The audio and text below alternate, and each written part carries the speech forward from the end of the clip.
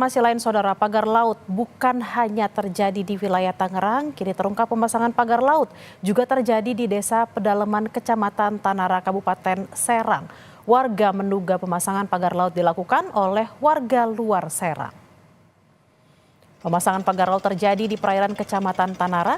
Nelayan setempat tidak mengetahui proses pemasangan pagar laut, serta yang melakukan pemasangan pagar tersebut dilakukan oleh warga luar Serang.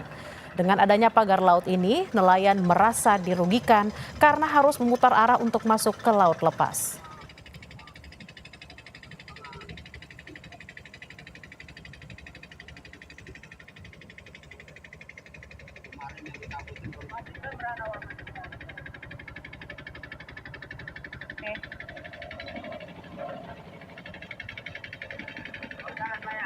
Nah, kalau saya sih nggak tahu nggak tahu kalau pemasangannya mah.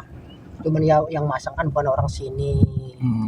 Oh, yang masang itu bukan orang sini ya? Bukan orang sini. Untuk pulang dari Pegadungan sana kan biasa aja artinya. Kesini itu kan pinggir kalau banyak ombak. Iya. Ini kan harus ke tengah dulu larinya. Larinya. Iya, ke tengah dulu.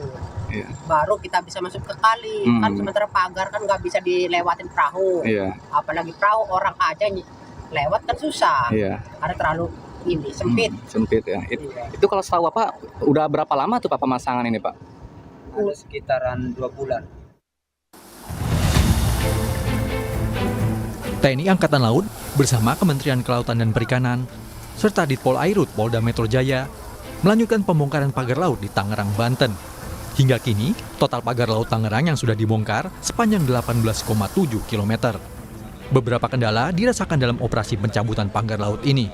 Kendala utama yang kita hadapi pada saat kita masuk ke sekitaran Desa Kohot, ya ini banyak bagan-bagan belum rapat. Nah, nanti kalau besok ini mungkin menjadi kendala utama karena di sepanjang desa Karangasem ya sampai ke Tanjung Kait itu bagan-bagan masyarakat ya bagan, karamba, kemudian jaring apung itu relatif cukup banyak. Itu sehingga agak menyulitkan kita dalam hal manuver kapal dalam hal menarik pagar-pagar bambu ini. Demikian. 154 personel dari Direktorat Pol Airut Polda Metro Jaya ikut membantu membongkar pagar laut di Tangerang, Banten. Sementara pengusutan pelanggaran pagar laut tetap diserahkan kepada Kementerian Kelautan dan Perikanan. Hingga kini, polisi belum menemukan pelanggaran tindak pidana. Sudah diambil langkah-langkah oleh KKP, dalam hal ini PSDKP. Tentunya nanti kita tunggu hasil penyelidikannya ya. Kalau hasilnya mungkin barangkali dari KKP diduga ada tindak pidana, ya mungkin dari Pak Menteri bisa menindaklanjuti dengan instansi aparat penegak hukum yang lainnya. Sementara kita belum temukan adanya tindak pidana dan sekarang ranahnya masih di KKP ya, kita tunggu aja. Kuasa hukum Agung Sedayu Group, Muanas Alaidit menyatakan belum menerima surat resmi dari Kementerian ATR BPN terkait pencabutan kepemilikan HGB di kawasan pagar laut Tangerang. Melalui pesan singkat pada jurnalis Kompas TV, Muanas menyatakan belum mengetahui wilayah mana saja yang SHGB-nya dibatalkan oleh Kementerian ATR BPN. Sebelumnya, Menteri Agraria dan Tata Ruang, Nusron Wahid, menyebut hak milik di Laut Tangerang tak sah secara hukum. Nusron sempat berdebat dengan lurah setempat, lantaran menyebut dulunya titik pagar laut adalah empang. Tadi di sono saya berdebat sama Pak Lurah.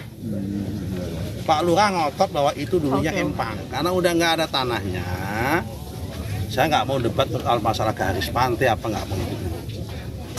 Itu toh kalau dulunya empang, kalau yang di sono tadi karena udah nggak ada fisiknya, maka itu masuk kategori tanah politik. Apa itu yang jelas hari ini adalah kalau sekitar 50-an ada kali itu. Mantan Menteri Koordinator Politik Hukum dan Keamanan, Menko Polhukam Mahfud MD, angkat bicara soal persoalan SHGB dan SHM pagar laut. Kasus ini sebenarnya adalah masalah yang sederhana. Tidak adanya koordinasi antar kementerian dan institusi penegak hukum terkait hal ini menjadikan permasalahan ini sulit diatasi. Sekarang apa sulitnya mengungkap itu? Oh, menterinya takut, tidak perlu takut kalau menteri tidak terlibat. Kan selalu aja di kementerian ada kejahatan yang dihukum dirjennya, kepala kanwil, itu biasa. Jadi menteri yang sekarang nih, menteri ATR BPN itu kan mengeluarkan sertifikat ratusan tuh. Itu gampang maksudnya, ambil satu sertifikat siapa yang tanda tangan, lalu Menteri tidak harus ikut disalahkan karena di dalam hukum itu ada namanya delegasi kewenangan. Yang mempunyai delegasi kewenangan itulah yang tangkap pertama lalu tanya, kenapa kamu membuat ini, siapa saja yang terlibat, kan gitu. Menteri Kelautan dan Perikanan Sakti Wahyu Trenggono di program Rosi menyatakan masih belum bisa mengungkap nama perusahaan atau perorangan yang menjadi dalang utama pemasangan pagar laut.